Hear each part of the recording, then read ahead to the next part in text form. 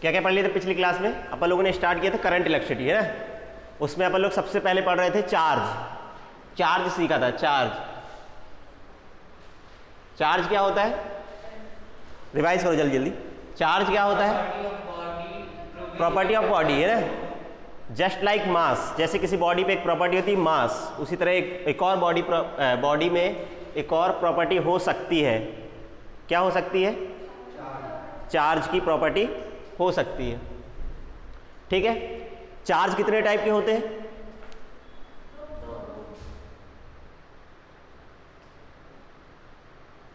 कौन कौन से?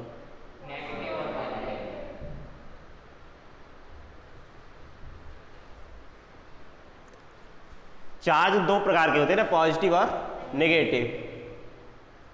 ये प्रॉपर्टी ऑफ बॉडी है, ठीक है। और दो टाइप के होते हैं, पॉजिटिव और नेगेटिव। अच्छा, और क्या सीखे थे अपन ने? कि जो सेम चार्ज होते हैं, सेम चार्ज, चाहे प्लस प्लस चाहे माइनस माइनस, ये क्या करते हैं? रिपेल करते हैं, रिपल्सन होता है। अपोजिट चार्ज क्या करते हैं? प्लस माइनस अट्रैक्ट करते हैं, अट्रैक्ट। और क्या सीखा था?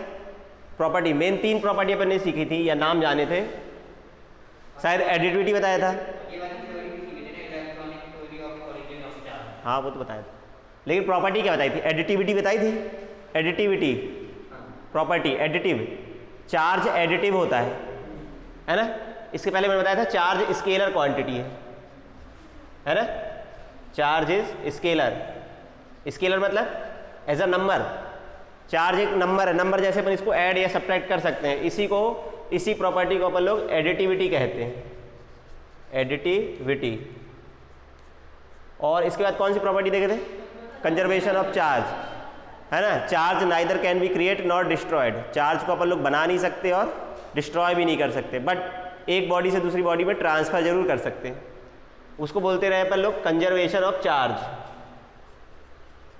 कंजर्वेशन, ठीक है, कंजर्वेशन ऑफ चार्ज। और लास्ट में अपन ने जो प्रॉपर्टी देखी थी वो थी क्वांटाइजेशन, है ना? क्वांटाइजेशन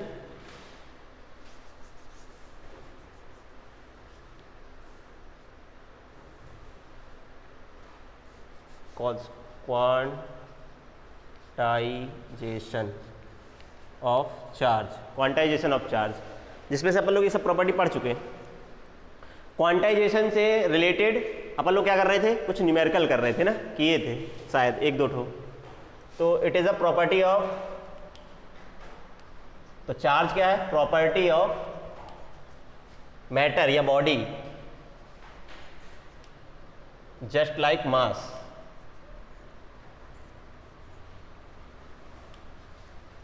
जैसे किसी बॉडी में एक प्रॉपर्टी होती है मास, उसी तरह किसी बॉडी में एक और प्रॉपर्टी हो सकती है जिसे क्या कहते हैं? चार्ज, है ना? ये सब अपन लोग जान चुके हैं। चार्ज को कैसे रिप्रेजेंट करते हैं? चार्ज को जो सिंबल होता है क्या होता है? क्यू, कैपिटल क्यू या फिर स्मॉल क्यू, जो यूज करना हो, जो आपको सुविधा युक्त लगे। और इसकी यूनिट गुलाम, सिंबल लिखेंगे कैपिटल सी, है ना? ये चीज़ अपन को याद रखना है, ये सब चीज़ें, पॉइंट्स जो हैं, ठीक? नोट करो, जो पिछली क्लास में नहीं थे शायद, ये सब नोट करो जल्दी जल्दी। वैसे मेरे ख्याल से सभी लोग थे।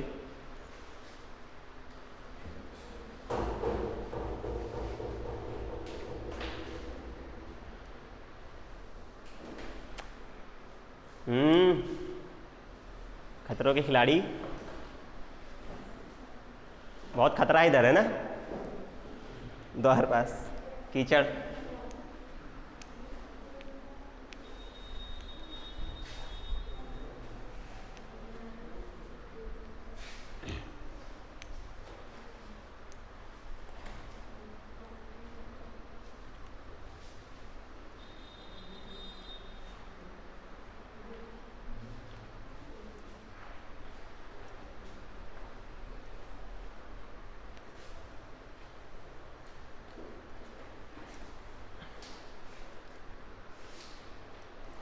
तो इतनी चीज़ें अपन लोग सीख चुके थे।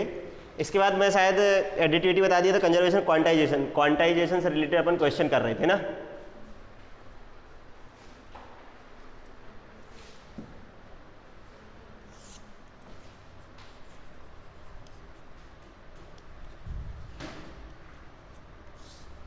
क्वांटाइजेशन क्या बताया था मैंने कि किसी बॉडी पे जो चार्ज होता है, जो Q होता है, वो ऑलवेज क्या होता है, एक मिनिमम वैल्यू का इंटीजर मल्टीपल होता है।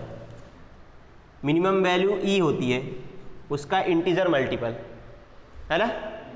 प्लस माइनस किसी बॉडी पे जो चार्ज होता है Q is equal two plus minus NE होता है, जहां पे E की वैल्यू कितनी होती है, E 1.6 इंटू 10⁻⁻19 कूलाम, और N क्या होता है, इंटीजर, है ना। वैसे होल नंबर कहते हैं, इंटीजर पॉजिटिव, पॉजिटिव लिख लेते, 1 2 3 एंड सो ऑन, इन्फिनिट तक जा सकते हैं। प्लस क्या बताता है, प्लस माइनस क्या बताता है,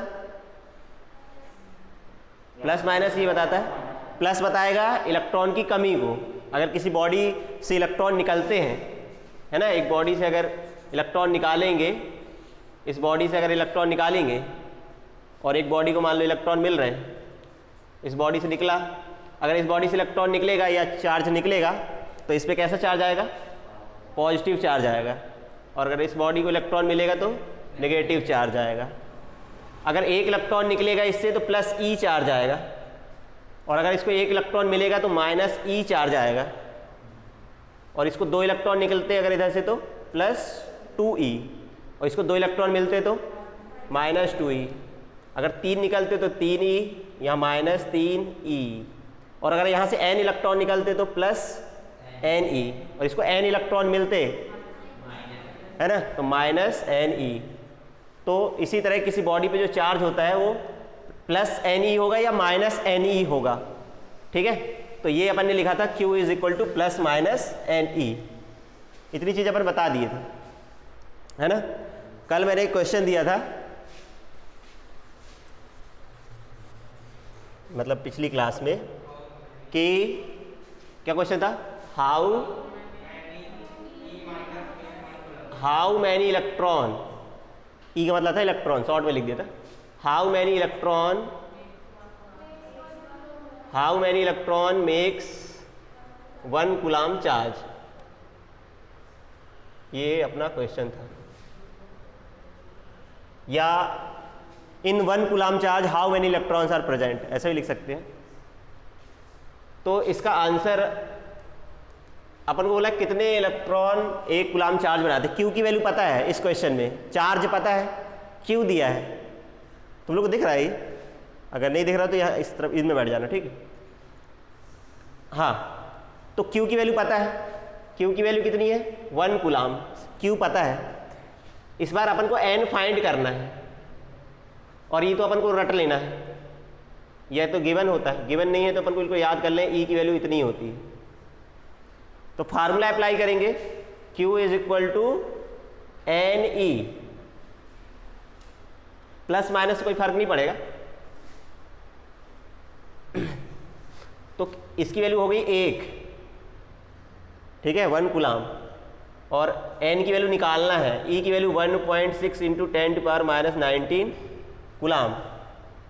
कूलाम कूलाम कैंसिल हो जाएगा, ठीक है, ये कैंसिल हो गए। N की वैल्यू निकालना है, N हो जाएगा 1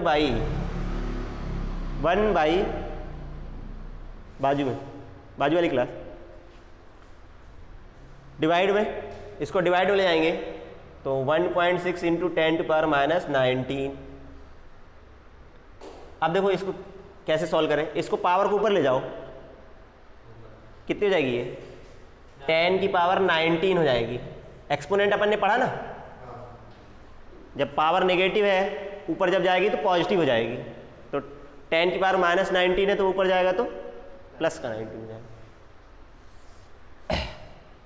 अब इसका अगर डेसिमल हटाएं, अगर अपन ये 1.6 है, इसका डेसिमल हटाओगे तो क्या होगा, 10 ऊपर चला जाएगा, और ये 10 की पावर 19 और ये 10 एक और ऊपर जाएगा, अपॉन में 16, क्योंकि इसको 16/10 लिखते, 10 ऊपर जाता, ठीक है। एक काम करो, इससे एक और 10 उधार ले लो, ये वाला 10 और इसका 10 एक और यहाँ बचेगा 18, सही भाई। यहाँ कितने 10 थे, 10 जो है 19 है, अपन ने इससे एक ले लिया, इसके साथ मल्टीप्लाई कर दिया उसका, तो वो 100 हो जाएगा। अब पावर कितनी बचेगी? 18। नहीं समझ में आया? अरे इसका एक 10 ले लिए, 10 की पावर 19 है ना ये, इसको अपन लोग क्या लिख सकते हैं? इसको लिख सकते रहे 10 इंटू 10 की पावर 18 इंटू 10। इसको कितने बार 10 है? 18 बार, उसमें से अपन 19 बार था, उसको अपन एक अलग से लिखा और 10 की पावर 18 लिख दिया। अब ये 10 इंटू 10 हो जाएगा 100, 100 बाई 16। ऐसा कोई जरूरी नहीं है कि ऐसे ही करो तुम लोग, मैं ऐसे कर रहा था। अब क्या करेंगे? ये 10 इंटू 10 100, 100 बाई 16 डिवाइड कर दो, 16 से डिवाइड करो, है ना। 100 में अगर डिवाइड करोगे तो 6.25 आएगा। 6.25 कर सकते हैं ना 100 में 16 से डिवाइड करोगे तो यहाँ 6 6 जा 96, 4 बचा, डेसिमल लगाएंगे, 6 2 जा 32, बचा 8, फिर 0 लगाओगे, 16 5 जा 80। ठीक है, डिवाइड कर लेना, इतना ही आएगा। इतने इलेक्ट्रॉन मिलके बनाते हैं 6.25 इंटू 10 की पावर 18। अब कितने सारे होते हैं ये? अच्छा ये इंटीजर है कि नहीं? अपन ने बोला था कि n शुड बी इंटीजर, लिखा है उधर n शुड बी इंटीजर। ये इंटीजर है? ये तो 6.25 है ना, तो इंटीजर है क्या वो? है? अरे बताओ रे, 6.25 इंटीजर है कि नहीं? मतलब ये वैल्यू इंटीजर है कि नहीं? पूरी वैल्यू नहीं इंटीजर, पूरी वैल्यू इंटीजर है। इसको मल्टीप्लाई कर दोगे 18 बार 10 से मल्टीप्लाई करोगे तो वो इंटीजर आएगा, कोई ना कोई नंबर आएगा, वो फ्रैक्शन नहीं है ये, है ना।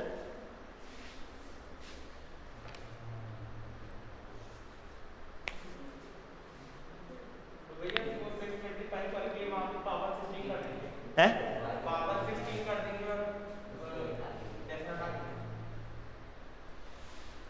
इधर हाँ कर सकते हो, लेकिन हमेशा ऐसे ही लिखा जाता है, हमेशा ऐसे ही लिखते हैं, ये स्टैंडर्ड फॉर्म कहलाता है।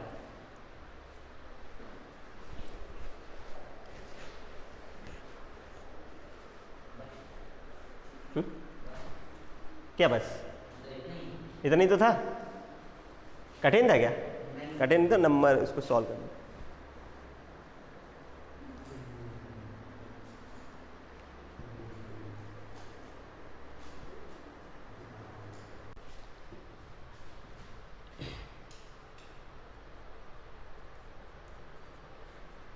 देखो कुलाम्स लॉ, कुलाम्स लॉ क्या होता है? जैसे दो पॉइंट चार्ज के बीच में, पॉइंट मास के बीच में अपन ने फोर्स निकाला था, ग्रेविटेशनल फोर्स, उसी तरह दो चार्ज जो होते हैं उनके बीच में कितना फोर्स लगता है वो बताता है कुलाम्स लॉ। ठीक है, अपन को पता है कि सेम चार्ज रिपेल करते हैं, अपोजिट चार्ज क्या करते हैं? अट्रैक्ट करते हैं, है ना। लेकिन कितना फोर्स लगता है? जैसे भी बात करें इंटेंसिटी, इलेक्ट्रिक फील्ड तो है लेकिन कितनी इलेक्ट्रिक फील्ड है, उसी तरह फोर्स तो लग रहा है लेकिन कितना फोर्स लग रहा है, मैग्नीट्यूड वाइज अगर बात करें तो वो कितना है। ठीक है, तो वो बताता है कौन सा लॉ? Coulomb's law. जिस तरह अपने न्यूटन्स ग्रेविटेशनल लॉ पढ़ा था उस तरह कुलाम्स लॉ है। तो अगर मान लेते दो चार्ज हैं, इनके बीच की डिस्टेंस r है, तो इनके बीच में कितना फोर्स लगेगा? तो कुलाम ने बताया था F is directly proportional to Q1 Q2। जैसे अपन पढ़ते रहे F is equal to directly proportional M1 M2, और F is inversely proportional to R square. फिर इन दोनों कंबाइन करें अपन, इसको कंबाइन करें by equation 1 and 2, by equation 1 and 2 क्या आएगा?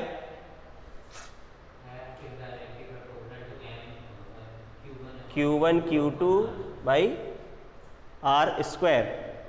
जब इस प्रोपोर्शनलिटी साइन को हटाते हैं तो एक कांस्टेंट लगाते हैं K, Q1 Q2 by F is equal to K Q1 Q2 by R square. यहाँ फोर्स हो जाएगा न्यूटन। ठीक, ऐसा ही सिस्टम में, इन SI सिस्टम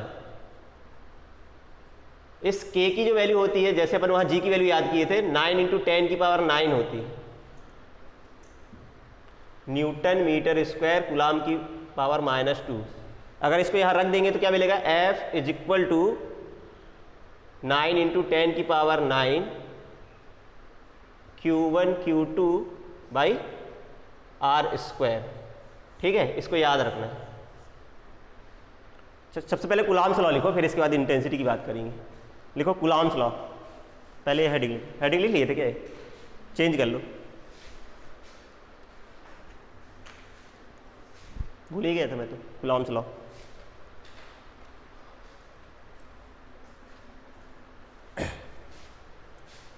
इसको बाद में लिखेंगे, ठीक है। पहले कूलॉम्स लॉ तो एक बहुत पढ़ना है, इंटेंसिटी बाद में बताएंगे। कूलॉम्स लॉ में लिखो द फोर्स ऑफ अट्रैक्शन और रिपल्सन, डेफिनेशन लिखो, द फोर्स ऑफ अट्रैक्शन और repulsion, the force of attraction और repulsion, the force of attraction और repulsion between 2 point charge, between 2 point charge is directly proportional to, is directly proportional to, is directly proportional to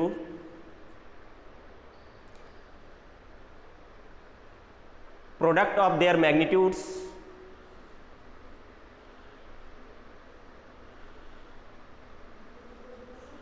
directly proportional to product of magnitude of charge लिखो, product of magnitude of charge and inversely proportional to, directly proportional to product of magnitude of charges, ये लिखा था, and inversely proportional to square of distance between them, and inversely proportional to, and inversely proportional to square of distance between them, square of distance, inversely proportional to square of distance between them। ठीक है, next line से लिखो let Q1 Q2 be the 2 point charge, let Q1 Q2, let Q1 Q2 be the 2 point charge placed at, let Q1 Q2 are be the 2 point charge, ठीक है, placed at R distance apart, placed at R distance, small r लिखना, ये वाला r देखा ना, small r distance apart, जैसे वहाँ d ले लेते रहे, d भी ले सकते हो, ऐसा कोई दिक्कत नहीं है, डिस्टेंस है r।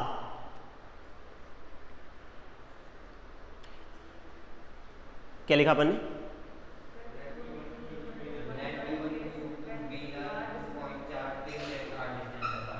and force between them is F, and force between them is F, capital F। अब ये तुम लोग लिख लो, उसके बाद देन करके लिखो, then F is directly proportional to Q1 Q2, F is inversely proportional to R square, ये पूरा लिखो।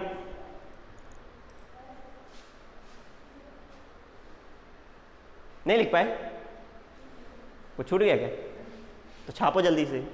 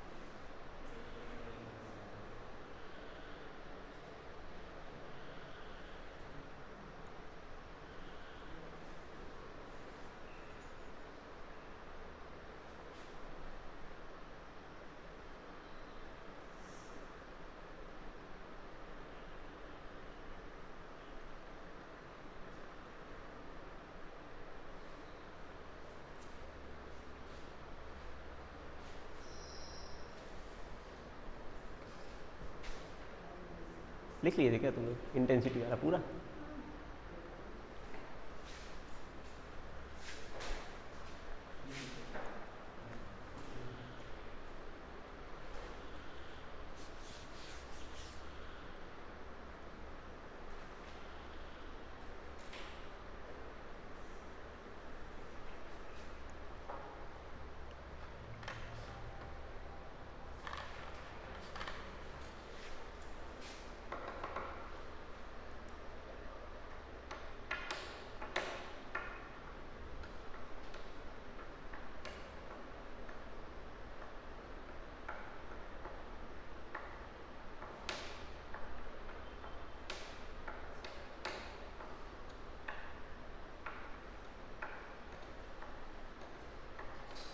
देखिए कुछ समझ में आए?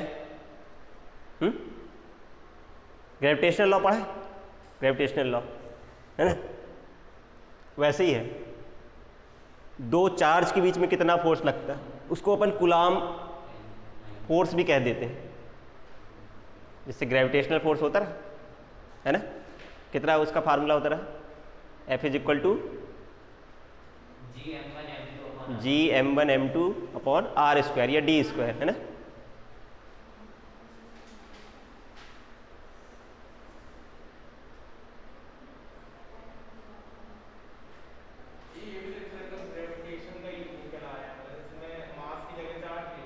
अलग है, थोड़ा अलग डिफरेंस है। ग्रेविटेशनल फोर्स हमेशा अट्रैक्शन का होता है, ये दोनों चीज़ होता है, बहुत डिफरेंस है। अभी जैसे अपन लोग वहाँ देख रहे हैं जी होता है ना, फिक्स होता है, लेकिन यहाँ पे के फिक्स नहीं होता। के अलग अलग मीडियम के लिए अलग अलग डिपेंड करता है। ये जो मैंने बताया वो एयर और वैक्यूम के लिए है, अगर और कहीं जाओगे किसी मीडियम में तो वो बदल जाता है। अभी उस डिटेल पे नहीं जाते क्योंकि वो 12th में है तुम लोग के, अभी मैं ज़्यादा डिटेल में नहीं जा रहा हूँ। वैसे के जो होता है दो चीज़ों पे डिपेंड करता है, यूनिट पे भी डिपेंड करता है, जैसे मैंने SI सिस्टम के लिए बात की।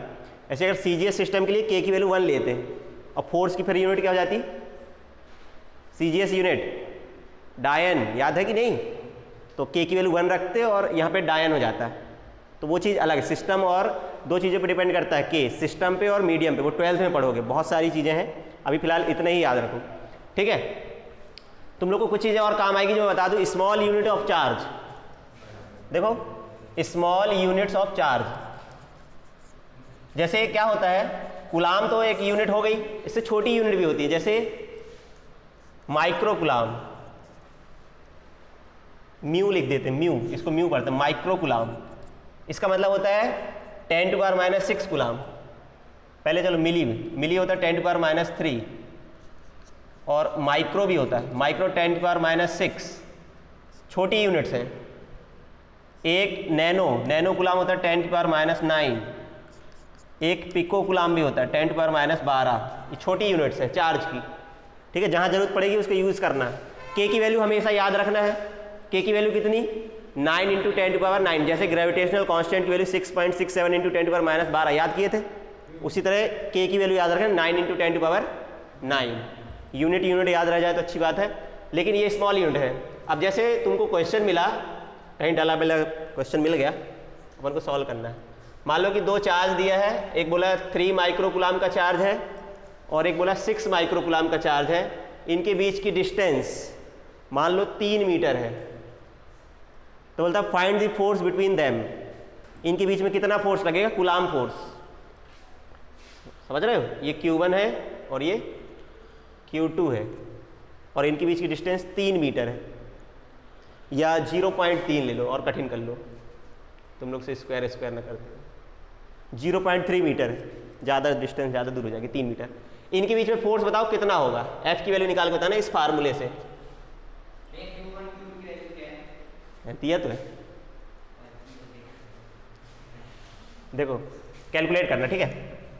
Q1 3 माइक्रो कूलाम दिया है ना, तो 1 माइक्रो कूलाम कितना होता है, 10⁻6, तो 3 × 10⁻6 हो जाएगा, क्योंकि 3 माइक्रो कूलाम है ना। 1 माइक्रो कितना होता है, 10⁻6, तो 3 माइक्रो कितना हो जाएगा, 3 × 10⁻, नहीं आया समझ में, ये कूलाम में हो जाएगा। इसी तरह Q2 कितना हो जाएगा, 6 माइक्रो कूलाम है, तो 6 × 10⁻⁻, और डिस्टेंस तो दे रखा है, आर कितना दिया, 0.3 मीटर। अब सब वैल्यू वहाँ रख दो उस फार्मूले में, एफ की वैल्यू निकल आएगी, एफ बराबर के Q1 Q2 by R square. ठीक है, वैल्यू रखो 9 इंटू 10 की पावर 9, के की वैल्यू हो गई, Q1 की वैल्यू हो गई 3 इंटू 10 की पावर -6 और Q2 की वैल्यू हो गई 6 इंटू 10 की पावर -6 अपॉन में डिस्टेंस का स्क्वायर 0.3 का स्क्वायर। अब इसको सॉल्व करके बताओ।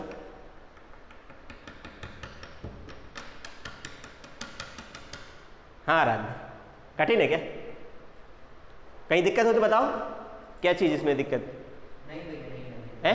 किसी को दिक्कत है इसमें? सब चीज़ तो लिखा है, डाटा सब चीज़ मैंने लिख दिया है, जो चीज़ ज़रूरत है वो सब बोर्ड पे लिखा है, फार्मूला वो लिखा है, वैल्यूज़ ये लिखी हैं।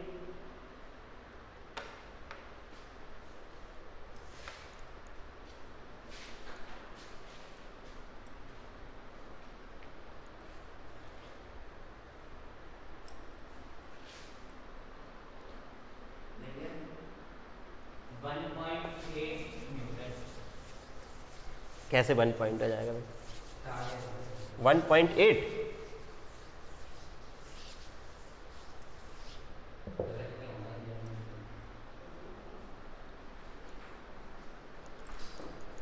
क्या है दिखा, 1.8 0.09 तो 9 से घटा 100 आ गया, तो हो सकता है। 100 और 6 3 जा 18, तो 18 इंटू 1 और वो सर 12 माइनस 9 कर दिए, तो बचा 3, तो नीचे 3 चला गया, तो 3 के बाद पॉइंट रख दिया, ठीक देखते हैं, हाँ मेरे ख्याल से यही आना चाहिए। और वो 9, ये वाला 9, अच्छा ये तो कट गया। अब देखो थोड़ा पावर है इसमें, पावर को सॉल्व करते बनना चाहिए।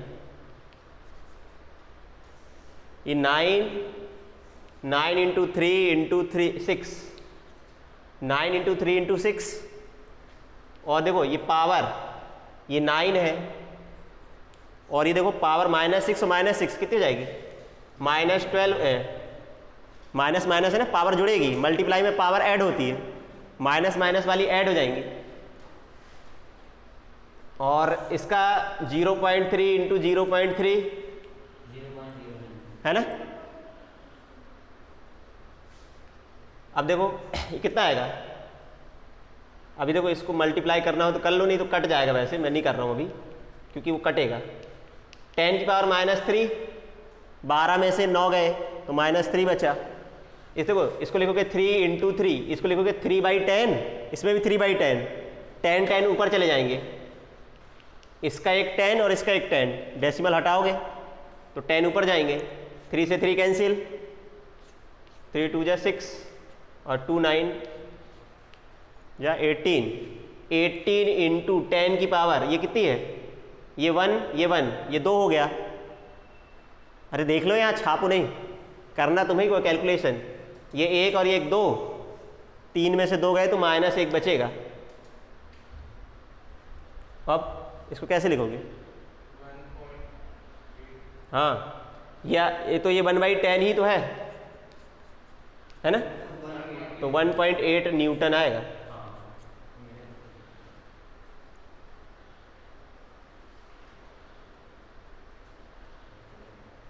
नहीं आया समझ में, अरे आया कि नहीं आया, अरे बोलो, नहीं आया समझ में, तुम लोग को समझ में आया, गुणा भाग मल्टीप्लिकेशन है, डिवाइड रूल। अब पावर आवर थोड़ा सा है इसमें, कठिन तुम लोग के लेवल में थोड़ा कठिन कह सकते हैं अपन लोग, बाकी इसे नहीं आया समझ कर,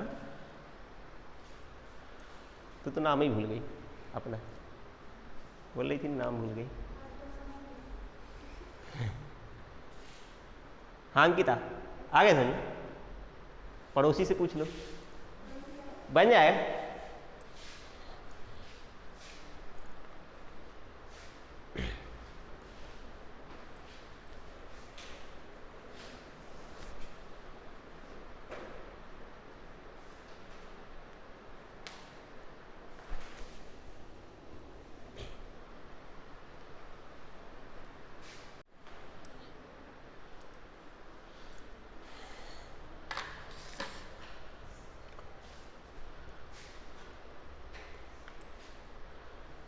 एक और देता हूँ, एक और तुम लोग करो अब, है ना, मैं बता दिया हूँ, अब एक ठो मैं देता हूँ।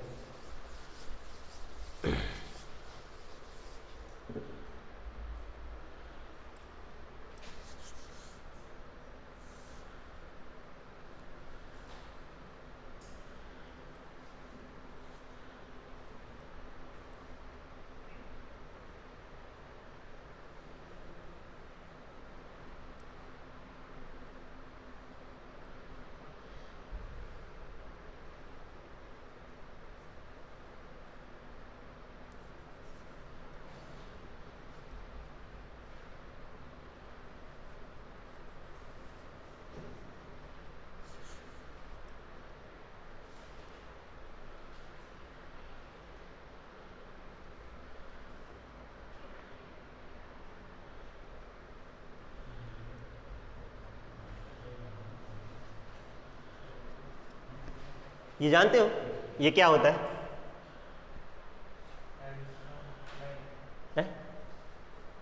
एंगस्ट्रॉन्ग पढ़ते इसको। एक एंगस्ट्रॉन्ग मतलब होता है 10 की पावर -10 मीटर। 10⁻10। हाँ, बहुत एटॉमिक डिस्टेंस को मेजर किया। रेडियस तुमने सुना होगा, एटम की रेडियस एंगस्ट्रॉन्ग में दी जाती है। एक एंगस्ट्रॉन्ग मतलब कितना मीटर हो गया? 10 की पावर -10 मीटर। कर दो सॉल्व, लिख दिया मैंने, एंगस्ट्रॉन्ग की वैल्यू भी लिख दिया।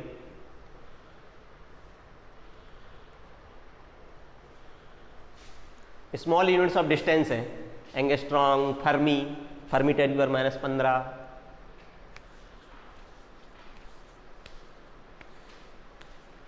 नाइन माइक्रोकुलाम और 2 माइक्रोकुलाम, इनके बीच की डिस्टेंस 1 एंगस्ट्रॉन्ग है। अब 1 एंगस्ट्रॉम, अब बताओ इनके बीच में कितना फोर्स लगेगा? कुछ नहीं, पावर सॉल्व कर दो, आंसर आ जाएगा। इसमें मल्टीप्लिकेशन कुछ है नहीं खास। गुड, रखो फार्मूले वैल्यू। एफ की वैल्यू क्या होती है? एफ इज इक्वल टू के Q1 Q2 बाई के की वैल्यू कितनी बताए ना ऊपर? ये लिखा ना? हाँ लिखो, पुट करो वैल्यूज, वैल्यूज पुट करो, आंसर मिलेगा।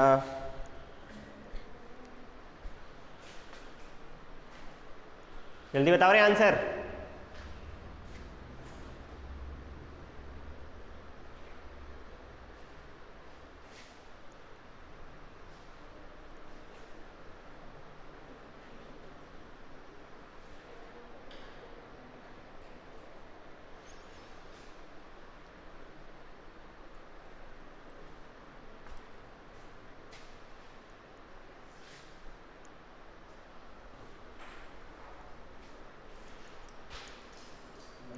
हम्म 1.62 × 10⁻9 -12 -3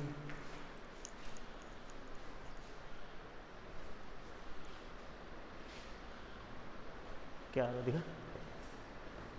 इसमें पावर ही वक्त सॉल्व करना है ना, इसका स्क्वायर नहीं किया, डिस्टेंस का स्क्वायर।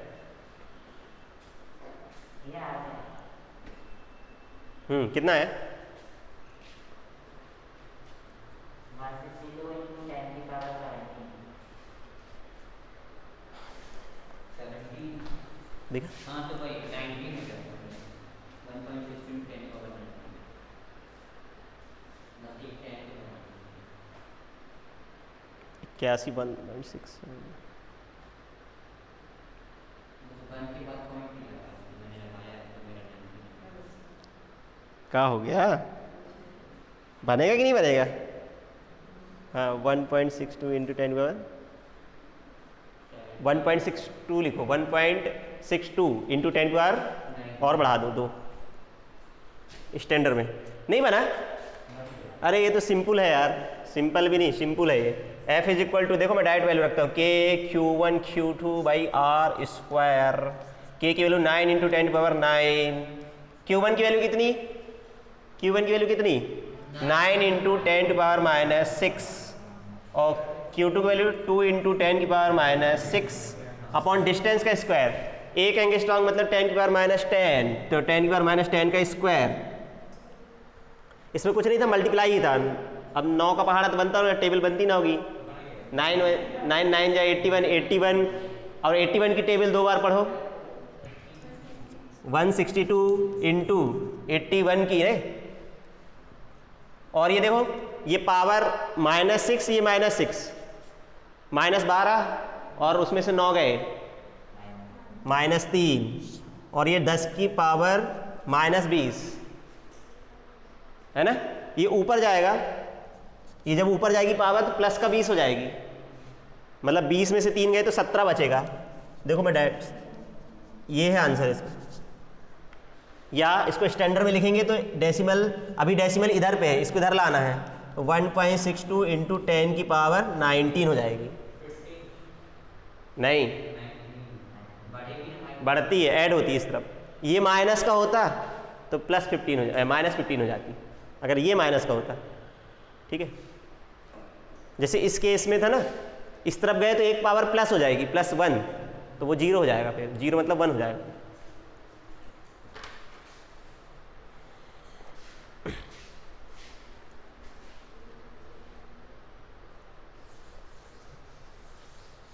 मैथ्स में अभी तुम लोग क्या पढ़ रहे हो, क्या चल रहा है मैथ्स में?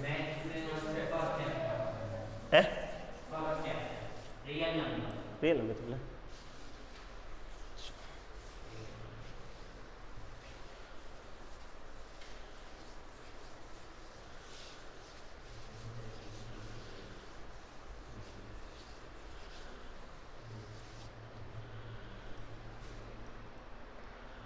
प्रोटॉन पे कितना चार्ज होता है? प्रोटॉन पे कितना चार्ज होता है?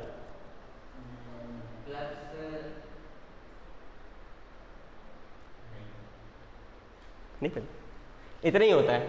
इलेक्ट्रॉन पे जो चार्ज होता है -1.6 इंटू 10 की पावर माइनस, और प्रोटॉन पे इतना ही होता है, प्लस में होता है, इक्वल होता है। ठीक है, ऐसे तुमसे बोल दिया जाए question, find the force between 2 proton placed at 1 angstrom distance, निकाल पाओगे? चार्ज तो पता ही हो गया, फिर इतना एक प्रोटॉन पे, दूसरे प्रोटॉन पे भी इतना ही होगा, मल्टीप्लाई करना है, आंसर निकालना है। इलेक्ट्रॉन पे जितना चार्ज होता है उतना ही किस पे होता है? प्रोटॉन पे होता है।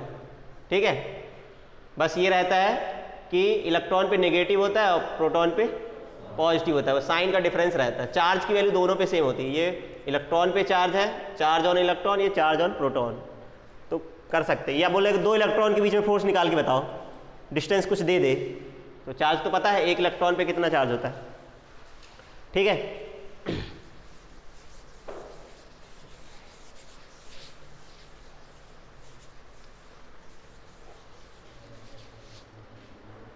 देखो कुछ important points about Coulomb's law, कुछ important points about Coulomb's law लिख लो हिंदी में। सम इंपॉर्टेंट पॉइंट है, या important points about Coulomb's law. Coulomb's law देखो, 2 चार्ज है Q1 और Q2, क्या है? Q1 और Q2। अब देखो ये वाला दोनों एक दूसरे पे फोर्स लगा रहे, देखो इसके कारण कहाँ पे फोर्स लगेगा? Q1 के कारण Q2 पे क्यों फोर्स लगेगा बताओ, कितना लगेगा? देखो अगर मान लो दोनों पॉजिटिव हैं तो कहाँ पे फोर्स लगेगा? Q1 के कारण Q2 पे, force on Q2 due to Q1 क्या होगा? इधर पे लगेगा, देखो फोर्स, क्योंकि डायरेक्शन इधर होगी, रिपेल करेगा। ये वाला इस पे फोर्स कहाँ लगाएगा? इधर लगाएगा। इसको अपन बोलते हैं फोर्स ऑन 2 ड्यू टू 1, किस पे फोर्स? 2 पर, किसके कारण? तो फोर्स ऑन 2 ड्यू टू 1, या force on Q2 due to Q1, नहीं आया समझे? सिमिलरली ये वाला भी लगा रहा होगा इस पे फोर्स, ये भी रिपेल करेगा, तो इसके फोर्स कहाँ लग रहा होगा?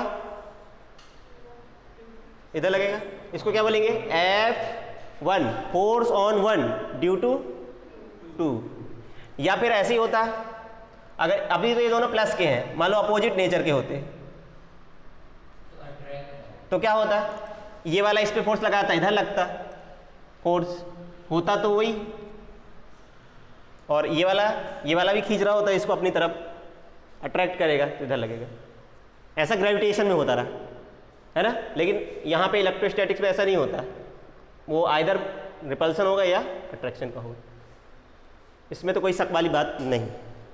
सेम नेचर के होंगे तो रिपेल करेंगे और अपोजिट नेचर के होंगे तो अट्रैक्ट करेंगे। But force is always in opposite direction. देखो अगर एक फोर्स इधर लग रहा है तो दूसरा इधर लगेगा, एक फोर्स इधर लग रहा है तो दूसरा इधर लगेगा, दोनों एक ही डायरेक्शन में नहीं लग रहे, ठीक है। पहली बात ये होती है कि कूलाम्स लॉ जो होता है वो केवल और केवल 2 पॉइंट चार्ज पे ही लगता है। मतलब जो फोर्स होता है कूलाम फोर्स, उसके लिए 2 चार्ज चाहिए, क्योंकि फोर्स किसके बीच में लगेगा, 2 चार्ज के बीच में। तो कूलाम्स लॉ इज मतलब इट्स एक्ट्स बिटवीन, मतलब कौन सा, कूलाम फोर्स एक्ट करता है किसके बीच में, एक्ट करता है 2 चार्जेस के बीच में एक्ट करता है। अभी मैं लिखा रहा हूं सब पॉइंट। दूसरा सुने, अगला जो अपन बताया, जो फोर्स होता है, ये दोनों फोर्स कितना होगा, ये वाला फोर्स कितना होगा, ये K Q1 by R square होगा, अगर इसके बीच की डिस्टेंस कितनी है, r है। यही फोर्स कितना होगा इधर पे भी, K Q2 by R square. Value तो दोनों की सेम होगी, जितना फोर्स ये वाला इस पे लगाएगा उतना फोर्स ये भी लगाएगा। फोर्स का जो मैग्नीट्यूड है वो क्या है, सेम है, अमाउंट दोनों बराबर एक दूसरे पे फोर्स लगा रहे हैं, ठीक है। और डायरेक्शन क्या है, अपोजिट, एक इधर लग रहा है और एक इधर लग रहा है, मैग्नीट्यूड बराबर है, डायरेक्शन अपोजिट है। और तीसरा पॉइंट कि जो फोर्स लग रहा है वो अलग अलग बॉडी पे लग रहा है, इसके कारण फोर्स इधर लग रहा है, इसके कारण इधर, दोनों फोर्स एक ही बॉडी पे तो नहीं लग रहे हैं, अलग अलग बॉडी पे लग रहे हैं। ऐसा अपन ने कहाँ पढ़ा था, फोर्स बराबर हो डायरेक्शन अपोजिट हो, ऐसा कहाँ पढ़ा था, coulombs third law of motion में पढ़े थे। इसका मतलब ये दोनों एक्शन रिएक्शन है, जो फोर्स, अगर इसका फोर्स एक्शन है तो इसका फोर्स क्या होगा, रिएक्शन। इसका मतलब कूलाम्स जो फोर्स होता है, coulomb force between 2 point charge is a action reaction pair. बात समझाई, क्योंकि फोर्स का मैग्नीट्यूड इक्वल होता है, डायरेक्शन अपोजिट होती है और फोर्स अलग अलग बॉडी पे एक्ट करता है, इसलिए ये दोनों क्या है, F21 और F12 क्या है, एक्शन रिएक्शन पेयर। और अगली बात, जो फोर्स होता है दोनों चार्जेस के बीच में, जो फोर्स होता है वो हमेशा दोनों चार्जेस को मिलाने वाली लाइन के अलोंग लगता है, जस्ट लाइक ग्रेविटेशनल फोर्स। ये फोर्स इसको मिला, इन दोनों को ज्वाइन करने वाली लाइन के अलोंग ही लगेगा, ऐसा नहीं होगा कि फोर्स इधर लग जाए या इधर लग जाए, हमेशा कहाँ लगेगा, दोनों को मिलाने वाली लाइन के अलोंग। इस पे फोर्स, ये लाइन आगे एक्सटेंड करेंगे तो उसी के अलोंग ही लग रहा है, चाहे इधर बात करें चाहे इधर। इसी तरह इधर भी देखो, फोर्स क्या होता है, जो कूलाम फोर्स होता है, force act always along the line joining the 2 charges, दोनों चार्ज को मिलाने वाली जो लाइन है उसके क्या लगता है, अलोंग लगता है। और इसलिए इस फोर्स को कहते हैं सेंट्रल फोर्स। ये डेफिनेशन होती है सेंट्रल फोर्स की, जैसे ग्रेविटेशनल फोर्स भी लगता है दोनों को मिलाने वाली लाइन के अलोंग, ग्रेविटेशनल फोर्स भी सेंट्रल फोर्स होता है। डेफिनेशन होती है, फोर्स के टाइप होते हैं, तो सेंट्रल फोर्स की डेफिनेशन यही है कि जब कोई फोर्स 2 बॉडीज को मिलाने वाली लाइन के अलोंग लगता है, ज्वाइन करने वाली लाइन के अलोंग लगता है, तो उसको सेंट्रल फोर्स कहते हैं। इसका मतलब जो कूलाम्स लॉ है वो भी क्या है, या सॉरी ग्रेविटेशनल जो फोर्स है वो कौन सा फोर्स है, सेंट्रल फोर्स। उसी तरह इलेक्ट्रोस्टैटिक फोर्स या कूलाम फोर्स भी क्या है, सेंट्रल फोर्स है ना। तो ये चीजें अपन को याद रखनी है। सबसे पहले मैंने क्या बताया, coulomb force act between 2 point charges, coulomb force 2 point charge के बीच में लगता है। दूसरा क्या होता है, magnitude of force is equal, direction is opposite, force act on different bodies. तो ये जो तीनों पॉइंट है वो ये बताते हैं कि जो कूलाम फोर्स होता है या इलेक्ट्रोस्टैटिक फोर्स होता है वो क्या होता है, action reaction pair, electrostatic force. ठीक है, कूलाम फोर्स या इलेक्ट्रोस्टैटिक फोर्स लिखवा दूं अभी क्या पॉइंट्स?